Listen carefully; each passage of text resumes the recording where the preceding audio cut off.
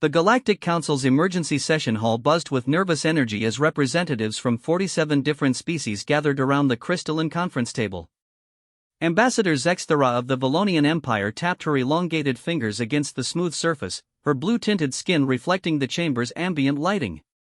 The emergency beacon that had summoned them all here still pulsed red above the central holographic display. "The situation is unprecedented," announced High Chancellor Morduk, his massive insectoid form clicking as he spoke through his translator. "Our deep space monitoring stations have detected a new species emerging from what we designated as Sector 7G. Initial scans suggest they call themselves humans." A ripple of curiosity spread through the assembled delegates. New species discoveries happen perhaps once every few centuries, and each required careful evaluation before first contact protocols could begin. "What makes this discovery warrant an emergency session?" asked Representative Kilnara from the Peaceful Hymerian Collective, her melodic voice carrying genuine confusion. Chancellor Morduk's compound eyes focused on the central display as it flickered to life. "Observer Station Omega-7 has been monitoring this species for the past 6 standard months. What they've discovered defies all our previous understanding of evolutionary development and galactic civilization patterns." The holographic display showed a blue-green planet, third from a yellow star. As the image zoomed in, massive structures became visible on the planet's surface, cities sprawling across continents, lights glowing even on the dark side of the world. "This species achieved spaceflight approximately 60 of their local years ago," Morduk continued. "In that time, they've established permanent colonies on their moon, sent exploration vessels to every planet in their system, and launched numerous interstellar probes." "Impressive, but not unprecedented," noted Ambassador Veltar of the Mechanized Confederacy, his cybernetic voice carrying electronic undertones. "The Zephyrians achieved similar milestones in comparable timeframes." "That's not what concerns us," Morduk replied, manipulating the display to show a series of data streams. "What concerns us is how they achieved these milestones. Our anthropological teams have been studying their development patterns, and the results are disturbing." The display shifted to show historical footage captured by long-range surveillance drones. Images of human cities filled the screen, but these weren't peaceful metropolises. Explosions erupted across battlefields, primitive aircraft dogfighting in cloudy skies, massive ships trading cannon fire across dark oceans. "This species has been in a state of continuous warfare for their entire recorded history," Morduk explained, his voice taking on a grave tone. "Not territorial disputes or resource conflicts like most developing civilizations experience, constant, total warfare involving their entire population." The assembled delegates shifted uncomfortably in their seats. Ambassador Zexthera leaned forward, her scientific curiosity overriding her diplomatic training. "Surely you mean they had conflicts in their primitive past?" "All species go through violent phases during early development." "No," came the reply from Dr. Inara, the Council's chief xenobiologist, as she stepped forward to address the assembly. "These beings continued large-scale conflicts right up until their space age. Even now, with colonies on multiple worlds, they maintain standing armies numbering in the millions." The holographic display cycled through more footage. Humans in primitive armor wielding metal weapons, then, the same species centuries later operating complex machinery while explosions erupted around them. The evolution was clear, they had simply made their warfare more efficient. Furthermore, Dr. Inara continued, their technological development appears to be almost entirely driven by military necessity. They invented powered flight to build better war machines. They developed advanced metallurgy to create stronger weapons. They split the atom not for energy production, but to build devastating bombs. The chamber fell silent except for the soft humming of life support systems. Representative Kilnara finally spoke, her voice barely above a whisper. "They weaponized nuclear fission before using it for peaceful purposes?" "Indeed. Their first application of nuclear technology was a weapon capable of destroying entire cities. They used it twice in active warfare before exploring its energy applications." A collective gasp echoed through the chamber. Most species discovered nuclear energy through scientific research and used it for centuries before anyone even conceived of weaponizing it. The concept of immediately turning such a discovery into a weapon was foreign to almost every civilization in the galaxy. "There's more," Dr. Inara said, bringing up new data streams. Their space exploration program was initially developed as a delivery system for those same weapons. They literally learned to leave their planet's atmosphere so they could better threaten each other. Chancellor Morduk gestured to the display, which now showed technical specifications of human spacecraft. Their vessels are built with military applications as primary considerations. Even their so-called exploration ships carry enough firepower to level a small city. But, surely, interjected Ambassador Halvex of the Trade Federation, they must have some peaceful aspects to their civilization? Economic systems, cultural development, artistic achievement? The display changed again, this time showing human cities at night, brilliant with artificial light. Music began playing through the chamber's audio systems, complex, beautiful melodies that spoke of deep emotional expression. Images of art, literature, and magnificent architecture flowed across the screen. Oh yes, Dr. Inera confirmed. They are incredibly creative. Their artistic achievements rival those of the aesthetic empire.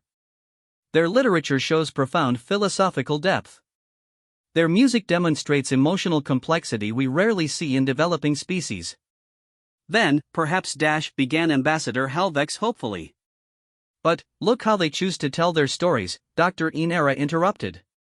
The display now showed human entertainment, movies and books and games, all depicting conflict, warfare, and violence as central themes. Their most popular narratives revolve around combat. Their heroes are warriors.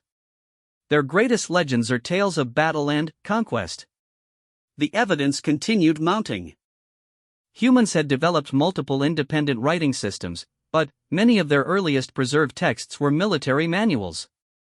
They had created beautiful architectural styles, but incorporated defensive considerations into even their most peaceful buildings.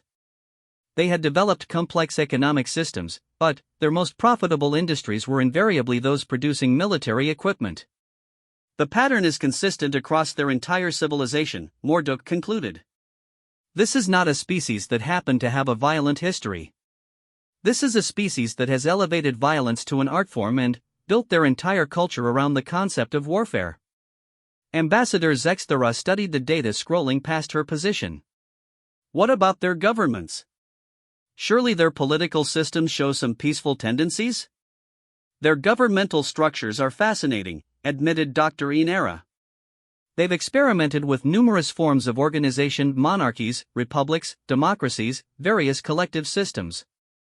But, virtually every form of human government maintains military forces as its primary expense and considers warfare a legitimate tool of policy. Even their peaceful governments, asked Representative Kilnara. Their most peaceful governments.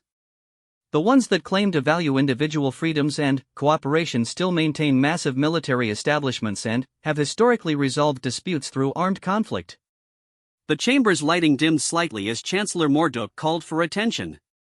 This brings us to the core of why we've convened this emergency session. Our xenopsychology teams have completed their preliminary assessment of human behavioral patterns.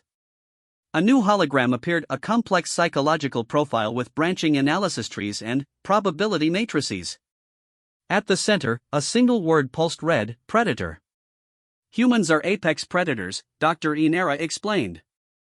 Not just physically, though their biology certainly supports that classification. Mentally and culturally, they are predators. They view the universe through the lens of hunter and prey, competitor and resource, threat and opportunity. Most species that achieve spaceflight have evolved beyond predatory thinking, noted Ambassador Veltar. Cooperation and collective benefit become primary motivators. Humans cooperate extensively, Dr. Inera agreed, but primarily for the purpose of becoming more effective predators. They form alliances to better compete against other alliances. They share knowledge to develop superior weapons. They create trade networks to fund larger military forces. The psychological profile expanded to show comparative analyses with other known species. Humans ranked at the extreme end of every aggressive tendency scale while simultaneously showing high intelligence and technological aptitude. The combination is what makes them so dangerous, Chancellor Morduk stated. They possess the intelligence and creativity to develop advanced technology rapidly, but they approach every problem with predatory instincts. They don't just solve challenges, they dominate them. What are you recommending? Ambassador Zexthera asked, though she suspected she already knew the answer. The Xenological Assessment Committee has completed their evaluation, Morduk announced formally. Based on observed behavioral patterns, technological development trajectories, and psychological profiles, humans have been classified as a Class Red threat to galactic stability. The chamber erupted in discussion. Class Red classifications were reserved for species deemed fundamentally incompatible with galactic civilization, those whose basic nature posed an existential threat to peaceful coexistence. The committee recommends immediate implementation of Protocol 7, Morduk continued over the noise. Full quarantine of the human species until such time as they demonstrate fundamental behavioral evolution or are no longer capable of threatening galactic peace. You're talking about containing an entire species based on psychological profiles, protested Representative Kilnara. Surely there must be alternatives? The humans are already developing faster than light travel, Dr. Inera reported. Our models suggest they will achieve interstellar capability within the next 5 to 10 of their years. Once they leave their solar system, they will inevitably encounter other species. And, when they do, Chancellor Morduk added grimly, their instincts will classify those species as either resources to be exploited or threats to be eliminated. There is no scenario in our predictive models where first contact with humans does not result in significant conflict. The voting began immediately. 47 species would decide the fate of humanity based on observation and analysis from a distance. The irony was not lost on several delegates that they were making a preemptive military decision about a species they criticized for making preemptive military decisions. But the data was overwhelming. Every analysis pointed to the same conclusion: humans were simply too dangerous to be allowed free access to the galaxy. The vote was not even close. As the session concluded and delegates began filing out to return to their home systems, emergency protocols were already being implemented.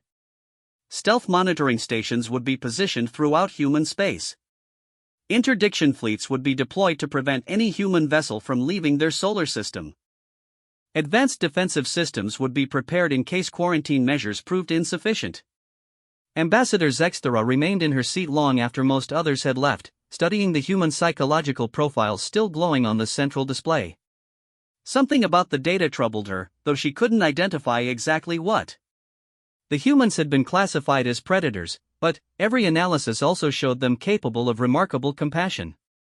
They waged war constantly, but also created beautiful art. They developed weapons of mass destruction, but also sent aid to disaster victims on the other side of their planet. They were contradictory in ways that didn't fit standard xenological models. Perhaps that was what made them so dangerous, their unpredictability.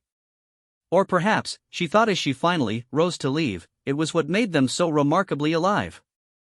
3 sectors away, an automated monitoring station detected an unusual energy signature from the direction of human space.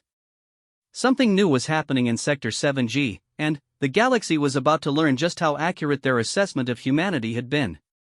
The humans had just achieved faster than light travel. The quarantine would be tested sooner than anyone expected. Captain Sarah Chen felt the familiar sensation of her stomach dropping as the UES Discovery dropped out of faster than light travel.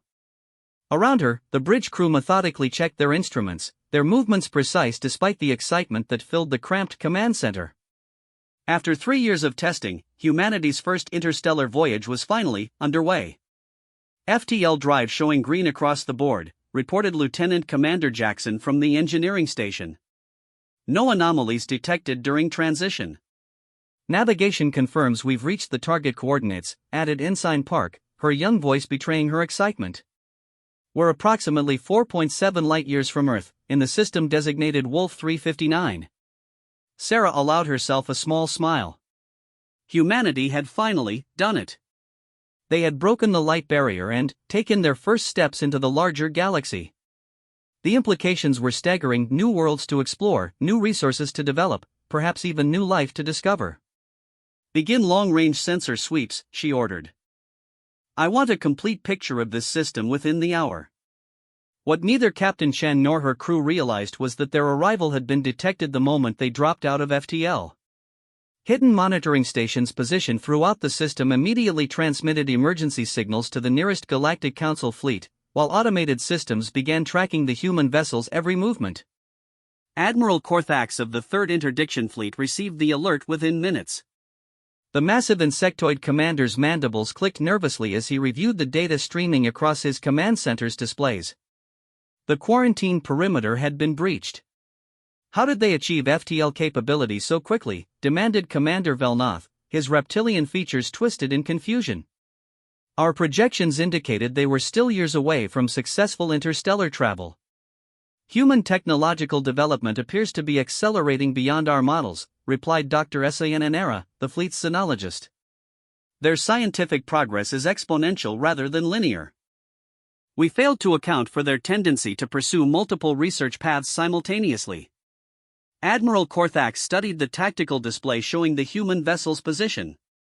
The ship was small by galactic standards, clearly an exploration vessel rather than a military craft.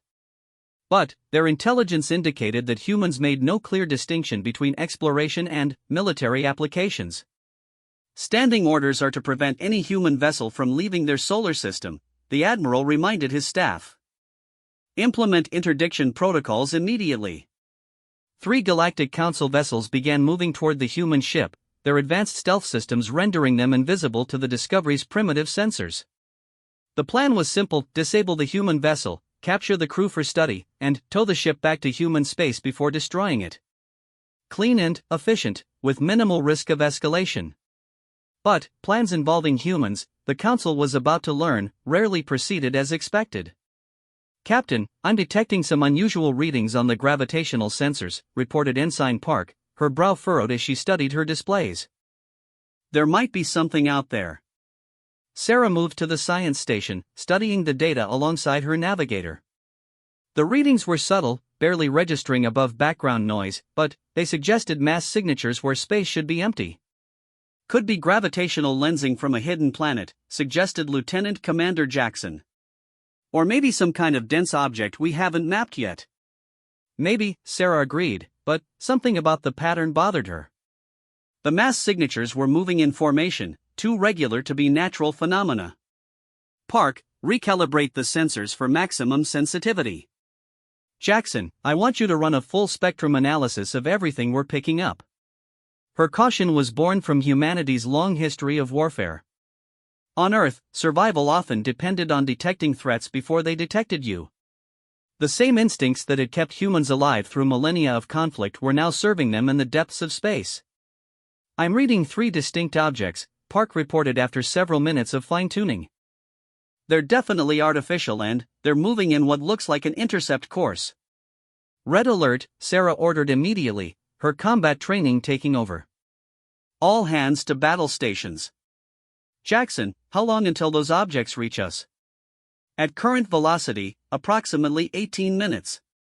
Sarah's mind raced through the possibilities. Alien contact was always a theoretical possibility, but humanity's first encounter with extraterrestrial intelligence happening now, here, seemed beyond coincidental. The objects had been waiting for them. Communications, begin broadcasting on all frequencies, she ordered. Standard first contact protocols, mathematical sequences, periodic table, basic peaceful intentions. Let them know we're not hostile. What she didn't realize was that the Galactic Council forces had been monitoring human communications for months. They already knew humanity's languages, understood their technology, and had reached their own conclusions about human intentions. Admiral Korthax watched the human vessel's primitive attempts at communication with something resembling amusement. They're transmitting mathematical sequences and basic scientific data. Textbook first contact protocols. Should we respond? Asked Commander Velnoth. Negative. Maintain communication silence until we have them secured. But the Admiral had made the same mistake that so many of humanity's enemies had made throughout history. He had underestimated their adaptability and resourcefulness. The objects aren't responding to our communications, reported the Discovery's communications officer. But they are definitely tracking us. Their course corrections match our movements perfectly. Sarah studied the tactical display, her military background analyzing the situation with cold efficiency. 3 unknown vessels in a perfect intercept formation, refusing communication, adjusting course to match their movements. The pattern was unmistakable. "They're not here to welcome us to the neighborhood," she concluded grimly. "All stations, prepare for possible hostile contact. Weapons to stand by, but do not target unless fired upon first." "Captain," Jackson called out from his station, "I'm detecting some kind of energy buildup from the lead vessel." "It looks like they're charging weapons." "Evasive maneuvers," Sarah ordered immediately. "Full power to engines and defensive systems." The Discovery banked hard to starboard just as the first Galactic Council vessel dropped its stealth field and fired. A beam of coherent energy sliced through space where the human ship had been moments before. "Hostile fire." "Hostile fire," reported the tactical officer. "No damage to the ship, but that beam would have disabled our main engines." Admiral Korthax cursed in his native language as he watched the human vessel evade what should have been a perfect surprise attack. His weapons officer had followed standard protocols, a precise shot to disable propulsion systems without destroying the ship. But somehow the humans had detected the attack and responded faster than should have been possible for such a primitive species. "All vessels, drop stealth fields and engage," he ordered. "Disable but do not destroy. We need prisoners." 3 Council ships materialized around the Discovery, their hulls gleaming with advanced materials and bristling with weapon systems that represented thousands of years of technological development. By any rational analysis, the small human vessel should have surrendered immediately. Instead, Captain Sarah Chin did what humans had been doing for their entire history when faced with superior forces. She attacked. "All weapons, open fire," she commanded. "Target their weapon systems first." The Discovery's missile tubes opened and unleashed a barrage of nuclear-tipped projectiles while its particle beam weapons focused on the nearest Council ship. The human vessel's weapons were primitive by galactic standards, but they were designed with typically human efficiency to cause maximum destruction in minimum time. "Impossible," breathed Commander Velnoth as he watched the human vessel's response. "They're actually fighting back against 3 superior vessels." "Their weapons are incredibly crude," reported the Council fleet's tactical analyst, "but they're using them with remarkable effectiveness." "Those projectiles they launched, they're nuclear weapons." Admiral Korthax's compound eyes widened. "They're using fusion warheads in ship-to-ship combat?" "Yes, Admiral. And their targeting is extremely accurate." The Admiral watched in amazement as several of the human missiles impacted his lead vessel. The nuclear warheads, though primitive, carried enough force to temporarily overload the ship's defensive shields. More concerning was the tactical thinking behind the attack. The humans had immediately identified and targeted his vessel's weapon systems, indicating sophisticated combat analysis capabilities. "Human vessel, this is Admiral Korthax of the Galactic Council Third Fleet," he broadcast on standard frequencies. "Cease your attack immediately and surrender your vessel for inspection. You are in violation of galactic quarantine protocols." On the Discovery's bridge, the translation systems struggled with the alien communication before finally producing a rough English approximation. Sarah listened to the message with growing understanding and anger. "Quarantine protocols," she repeated. "They've been watching us. This isn't first contact, this is an ambush." The implications hit her immediately. Humanity hadn't been discovered, they had been monitored, studied, and apparently judged. The 3 ships waiting for them weren't a welcome committee or an exploration fleet. They were jailers. "Jackson, how long until we can jump back to FTL?" she asked. "Engine charging cycle requires another 8 minutes, Captain." "We don't have 8 minutes. Park, plot a course for the outer system. We need to buy time and distance." "Captain," the tactical officer called out, "the alien vessels are moving to surround us. They're trying to prevent our escape." Sarah studied the tactical display, analyzing the alien ship's movements with the same mindset that had made humanity successful predators for millions of years. The Council vessels were faster and more maneuverable, but they were also being careful not to destroy the Discovery. That caution was a weakness she could exploit. "All tubes, load nuclear warheads with proximity fuses," she ordered. "Set detonation radius for maximum electromagnetic pulse effect."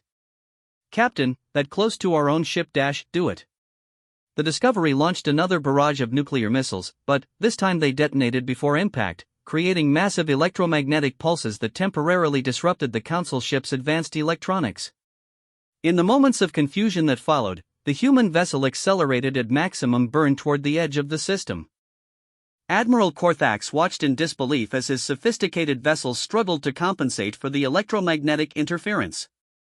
The humans had turned their crude nuclear weapons into electronic warfare tools, using them in ways his tactical computers had never predicted. "Sir, the human vessel is approaching jump distance," reported his navigation officer. "All ships, maximum pursuit. We cannot allow them to escape." But the humans had bought themselves enough time. The Discovery vanished in a flash of faster-than-light travel just as the Council vessels cleared the electromagnetic interference and resumed pursuit. "Did they escape?" asked Commander Velnov. "Yes," Admiral Korthax admitted reluctantly. "And, worse, they now know about us." "The quarantine has been compromised?" "Completely." 3 days later, the Discovery limped back into Earth orbit, its hull scarred from battle and its crew exhausted from the harrowing escape. Captain Sarah Chen's report sent shockwaves through humanity's military and political leadership. "They've been watching us," she repeated to the assembled Joint Chiefs and world leaders in the emergency session. "For how long, we don't know. But they have advanced technology, superior numbers, and they consider us dangerous enough to quarantine." President Martinez leaned forward in his chair. "Did they say why? What threat do we pose to them?" "They didn't explain their reasoning. But the fact that they were prepared for our arrival suggests extensive surveillance and analysis. Whatever conclusions they've reached about humanity, they're not favorable." Defense Secretary Williams studied the tactical recordings from the encounter. "You said they were trying to capture rather than destroy?" "Initially, yes. They wanted to disable our ship and take prisoners. It was only when we fought back that they showed any serious intent to destroy us. So they want to study us," mused Dr. Rebecca Santos, the UN's chief xenobiologist. "That suggests scientific rather than purely military motives." "Does it matter?" interrupted General Harrison, his face grim. "They've declared us a threat and attempted to capture one of our vessels. Whether their motives are scientific or military, the result is the same: they want to contain us." The room fell silent as the implications sank in. Humanity had reached for the stars only to discover they were considered too dangerous to be allowed among them. "What are our options?" asked President Martinez finally. "We have 3 choices," replied Admiral Thompson, head of the Space Command. "We can attempt to negotiate with them, accepting whatever restrictions they want to place on us. We can abandon interstellar exploration and remain confined to our solar system. Or what? Or we can prove them right about us being dangerous." The debate that followed would shape humanity's future among the stars. But, unknown to the assembled leaders, their conversation was being monitored by hidden listening devices that the Council had been using to observe human decision-making for years.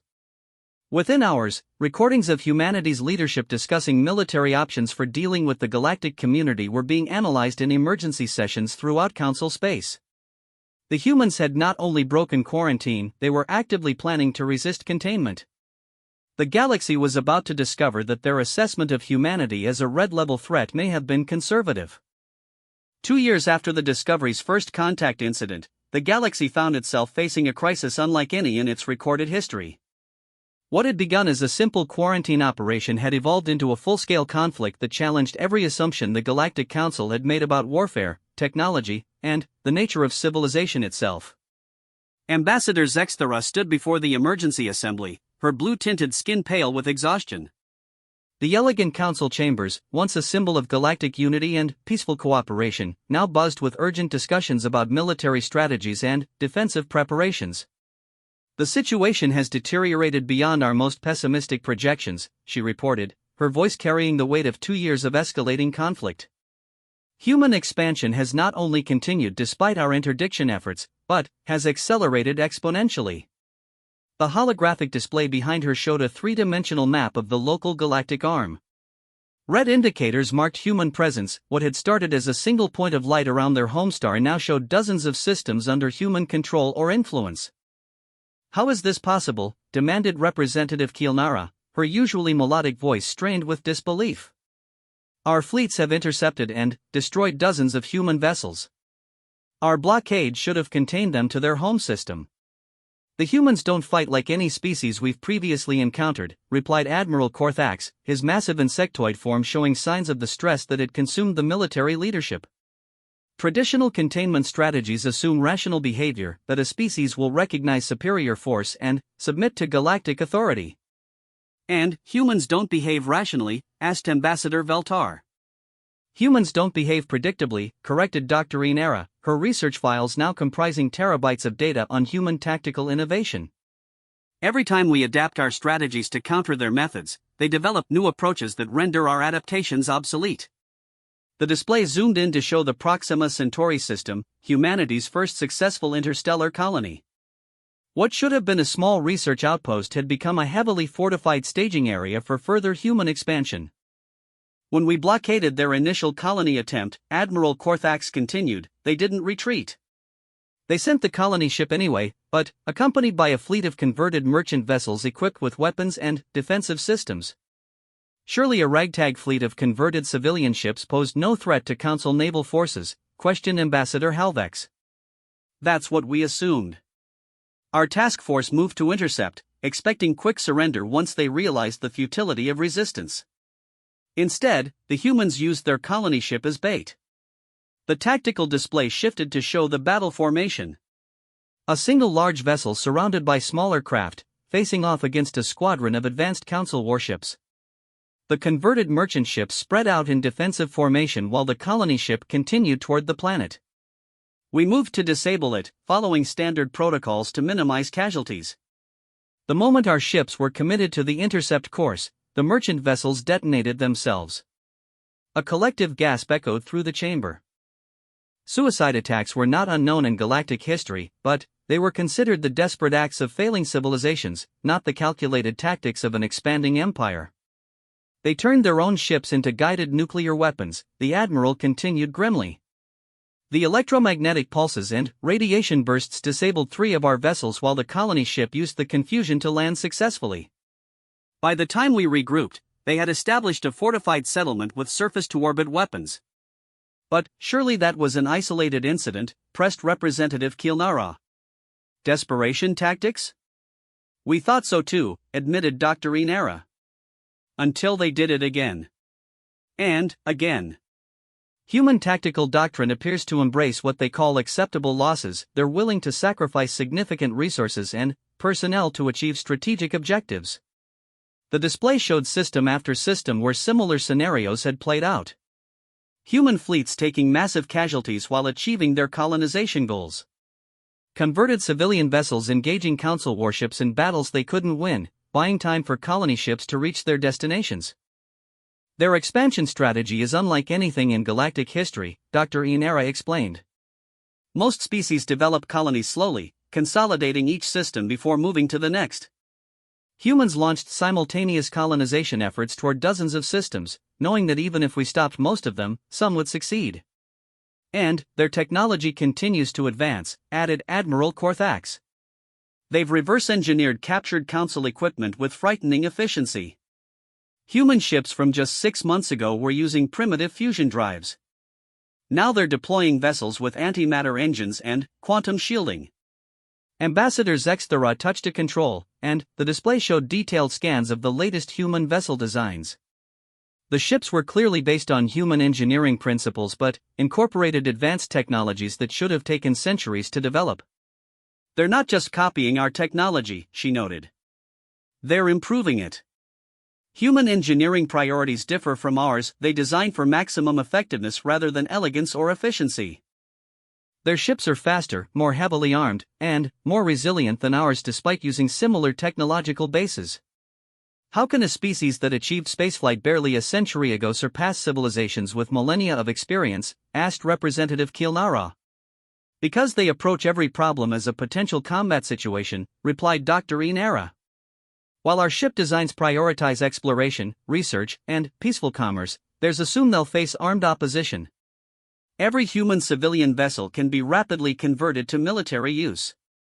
Every colony is established with defensive considerations as primary concerns.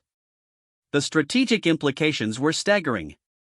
The Council's naval forces had been designed for maintaining peace among cooperative civilizations, not for fighting a total war against a species that treated warfare as the natural state of existence. Furthermore, continued Admiral Korthax, humans don't follow conventional rules of engagement.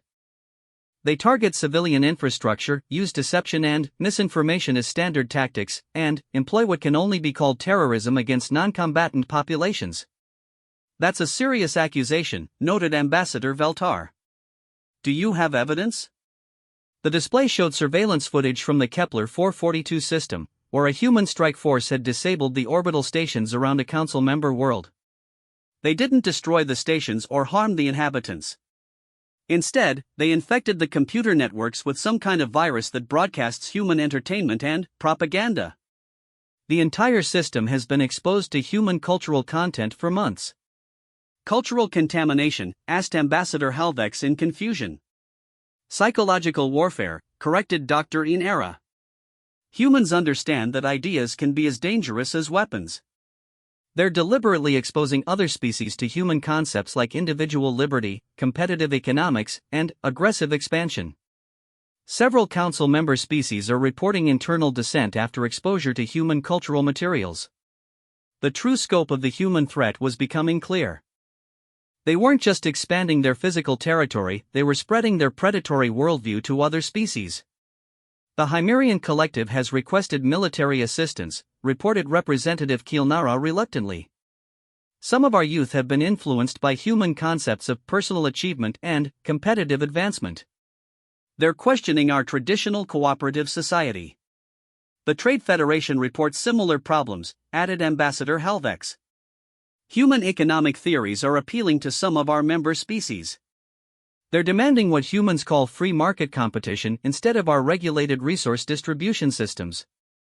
Ambassador Zextera manipulated the display to show social analysis data from across Council space. Human influence is spreading faster than their physical expansion. Even systems that have never had direct contact with humans are reporting social unrest as human ideas propagate through communication networks. Are you suggesting, asked Chancellor Morduk slowly, that human concepts themselves pose a threat to galactic civilization? I'm suggesting that humans represent an existential challenge to the fundamental principles upon which galactic society is based, replied Dr. Inera. Our civilization is built on cooperation, consensus, and peaceful coexistence. Human civilization is built on competition, individual achievement, and the assumption that conflict is inevitable. But surely their ideas aren't inherently dangerous, protested Representative Kilnara. Individual achievement and competition could lead to positive developments.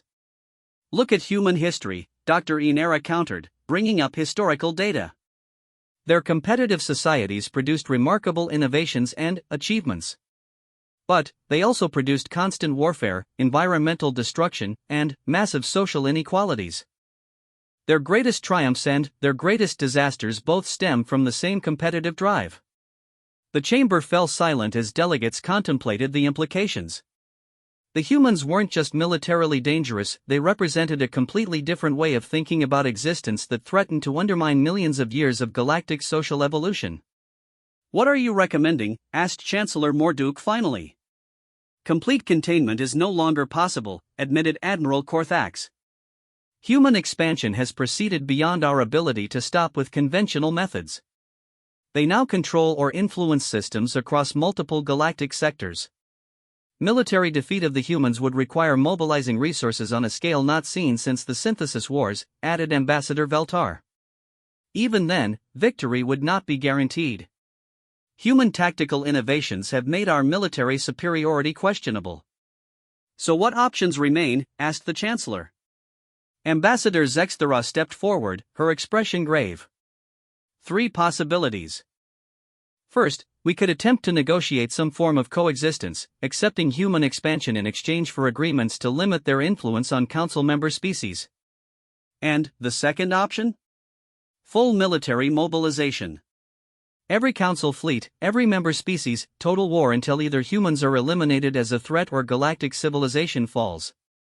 The third option? Zextera paused, clearly reluctant to voice her final suggestion. We could attempt to adapt. Study human methods, adopt useful innovations while maintaining our core values. Essentially, evolve our own civilization to compete with theirs. The suggestion sent shockwaves through the assembly. The idea of deliberately adopting predatory characteristics went against everything the council represented. "You're suggesting we become more like them?" asked Representative Kielnara in horror. "I'm suggesting that competition might not be entirely negative," replied Zexthera carefully. "Human innovations in technology, logistics, and strategic thinking have achieved remarkable results. Perhaps our rejection of competitive elements has made us complacent. But, if we adopt human characteristics, don't we risk becoming as dangerous as they are?" "Potentially. But, the alternative may be extinction or subjugation." The debate that followed would last for days, but the outcome was never really in doubt. The Galactic Council, faced with an unprecedented threat to their way of life, chose the option that had served them for millennia: attempted peaceful resolution. The diplomatic mission to humanity was launched 3 months later, carrying representatives from dozens of species and a proposal for coexistence that would limit human expansion in exchange for technological cooperation and limited autonomy. What they didn't know was that humanity had spent those 3 months preparing for exactly such an approach. Human intelligence operations had penetrated Council communication networks, providing advance warning of the diplomatic mission and detailed analysis of Council political dynamics. When the Council delegation arrived in the Sol system, they found humanity ready to negotiate. But the humans came to the negotiating table not as suppliants seeking acceptance, but as equals demanding recognition. "We appreciate your willingness to open diplomatic relations," said Secretary General Williams as she addressed the alien delegation. "But we should clarify something from the start. Humanity doesn't seek permission to expand into the galaxy. We seek acknowledgement of our right to do so." The Council delegates exchanged glances, recognizing immediately that their assumptions about human desperation were incorrect. Furthermore, Williams continued, "We become aware of certain surveillance and infiltration operations that Council forces have been conducting within human space. We consider these acts of war and expect formal apology and reparations before diplomatic relations can proceed." Ambassador Zexthera found herself in the uncomfortable position of negotiating with a species that refused to accept the basic premise that the Council had authority over galactic affairs.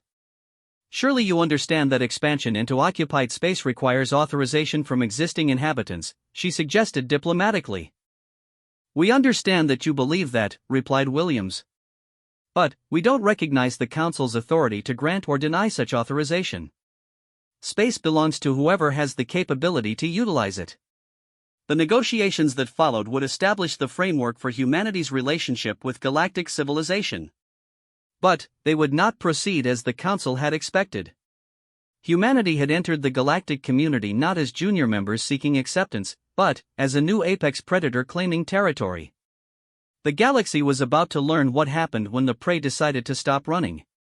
As the diplomatic sessions continued, reports arrived of new human colonies being established in systems the Council considered off-limits. Human fleets were no longer hiding from Council interdiction, they were challenging it directly. The age of human containment was over. The age of human expansion had begun. And the galaxy would never be the same.